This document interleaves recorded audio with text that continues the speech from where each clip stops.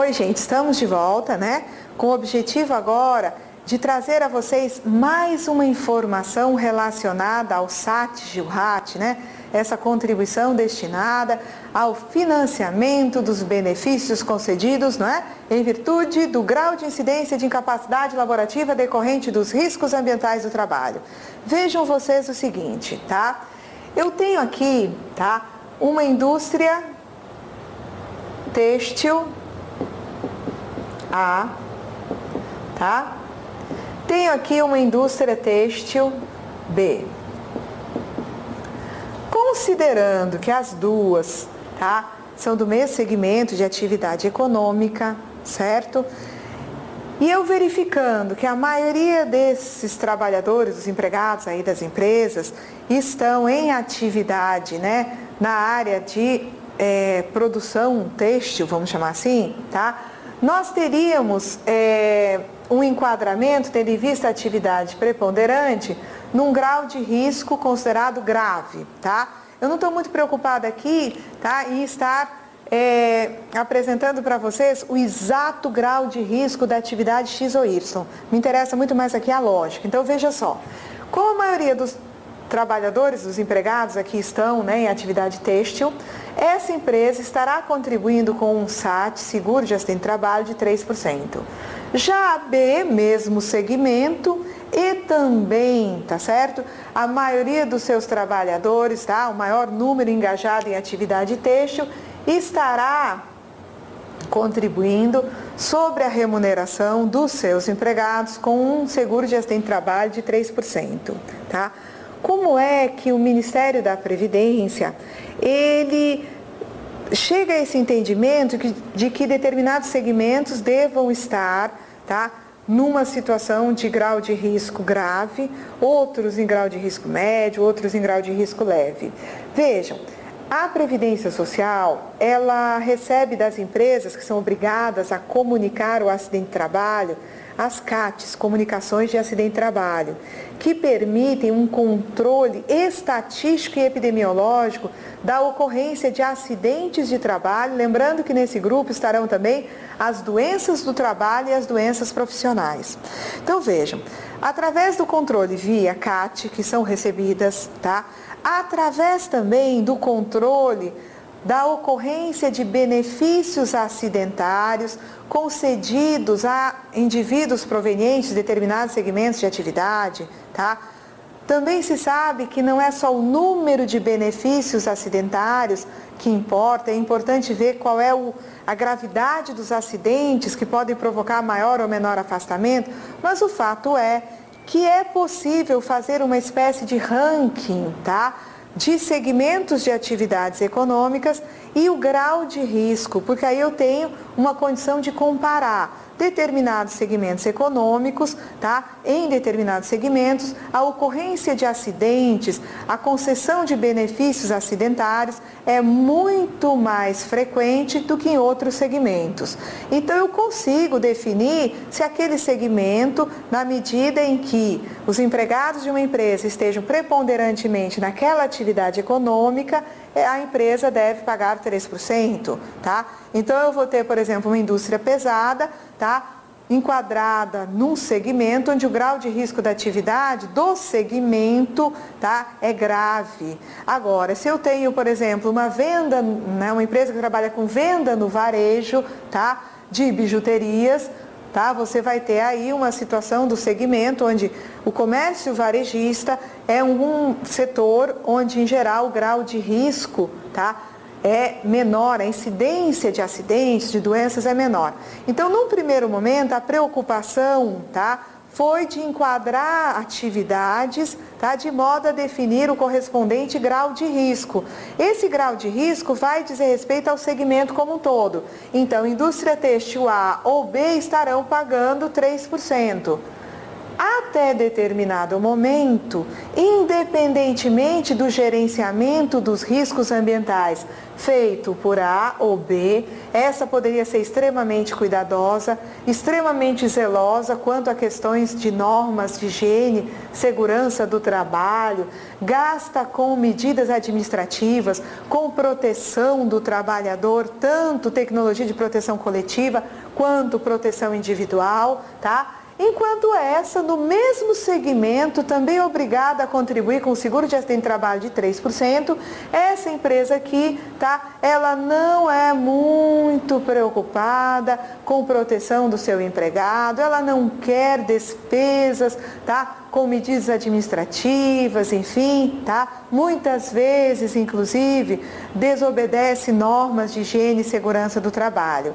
Vejam, ainda que pertencentes ao mesmo segmento de atividade, ainda que, tá? Nesse segmento se saiba que a ocorrência de acidentes, de doenças do trabalho é mais frequente, considerando-se o grau de risco, portanto, da atividade como sendo grave, tá?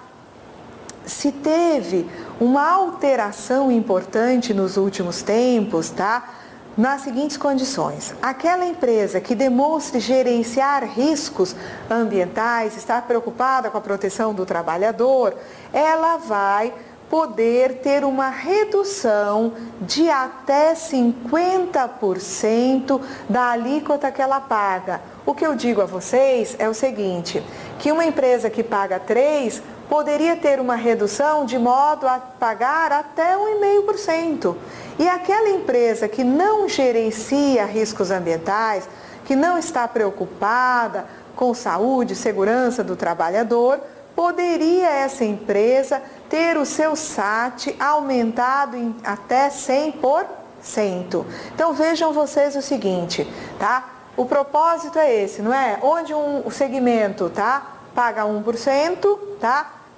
Poderia a empresa individualmente ter redução do que era 1% até a metade ou aumentar até o dobro. Então, em vez de hoje eu estar falando de um SAT, GILRAT de 1%, eu devo pensar nesse segmento aqui, num SAT, GILRAT, que pode variar entre 0,5% e 2%. No caso aqui dos 2%, o SAT não pode ser reduzido em até 50% e aumentado em até 100%. Então, onde antes se pagava 2%, eu posso ter uma variação entre metade até o dobro. Metade até o dobro, tá? Então, eu poderia ter essa empresa, tá? Muito consciente da necessidade de gerenciar riscos ambientais, em vez de pagar 3%, poderia acontecer de ela vir a pagar 1,8%. Já essa outra, mesmo segmento de atividade, poderia vir a pagar 5,2%, tá? Não é possível uma empresa que paga 3% ter uma redução em até a metade, chegar a 1,5% ou até o dobro, o aumento, até 100% de aumento? Então vejam, o que eu estou tentando demonstrar para vocês aqui é que hoje não é só você pensar que a empresa é do ramo têxtil.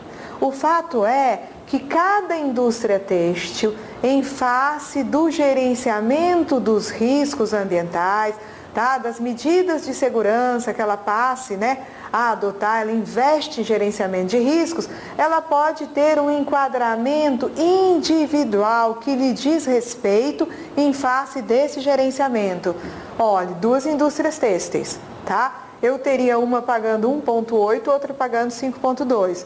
E se eu tivesse um bairro onde só estivessem localizadas indústrias têxteis, eu poderia ir de uma em uma, e eu iria encontrar caso de uma estar pagando 1,8%, a outra pagando 2%, a outra 5,6%, e até poderia ter o caso de uma estar pagando os 3%, tá?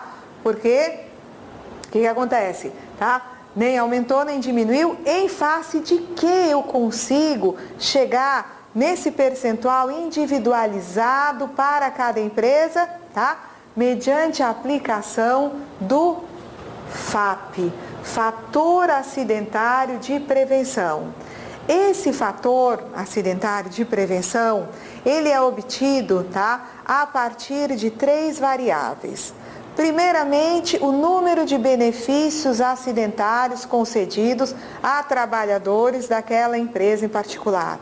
Eu tenho também um controle, tá, da gravidade desses acidentes. Eu computo o número de dias de afastamento, ou seja, o número de dias em que o segurado ficou afastado recebendo benefício acidentário. Eu também levo em consideração o custo desse benefício para os cofres da Previdência Social. Então, o que se faz? Verificadas essas 3 variáveis, tá? Que obviamente serão individuais para cada empresa. Uma empresa pode ter maior número de trabalhadores afastados, né? Tendo em vista acidentes que estão em gozo de benefícios acidentários, outra pode ter menos, mas eu comparo essas ocorrências, essas 3 variáveis, com a média do setor têxtil. E eu posso verificar, tendo em vista a média dessas 3 situações, número de benefícios acidentários, número de dias de afastamento e o custo do benefício, como a empresa individualmente se comporta em relação à média do segmento, tá? Relativamente a essas 3 situações. Então vejam só, eu posso ter um FAP, tá? Que vai variar entre 0,5 e 2, tá? Então, na verdade, aqui eu tenho o FAP variando nessas condições, tá? E o FAP, ele vai multiplicar o SAT, tendo em vista o enquadramento pela atividade preponderante. Então, um FAP que vá se aproximando de 2%, ele vai fazer com que essa alíquota ela vai se aproximar do maior aumento possível, que seria, né, aumento de 100%. Então, a ideia do FAP é que as empresas tenham uma possibilidade de, dentro daquele grau de risco, ter um enquadramento individualizado que lhe diz respeito, tá, tendo em vista o gerenciamento particular que aquela empresa faz, tá, dos riscos ambientais do trabalho, tá certo? Então vejam vocês que hoje a gente até brinca assim que uma empresa não estará pagando SAT 1, 2 ou 3%, ela vai pagar mais ou menos 1, mais ou menos 2 ou mais ou menos 3. No caso de quem estava antes pagando 1% com a aplicação do FAP, vai pagar entre 0,5% e 2%. Aquela empresa que vinha pagando um SAT 2%, paga SAT entre 1, variando entre 1 e 4. E aquela que está pagando 3%, em face desse enquadramento individual, poderá pagar um SAT que pode ser, né, qualquer valor, tá? Entre, tá? 1,5 e 3, tá certo? Entre 1,5 e 6, tá? Então essa foi uma rápida apresentação do FAP, uma vez que nós tínhamos já falado do SAT, Seguro de Acidente de Trabalho, para que vocês entendam que hoje, além da questão da atividade preponderante, é necessário fazer, tá, um enquadramento praticamente individualizado da empresa mediante a aplicação do FAP. Por enquanto, nós ficamos por aqui e eu venho em seguida falar para vocês do adicional ao SAT para custeio da aposentadoria especial. Até a próxima aula, gente, e bons estudos!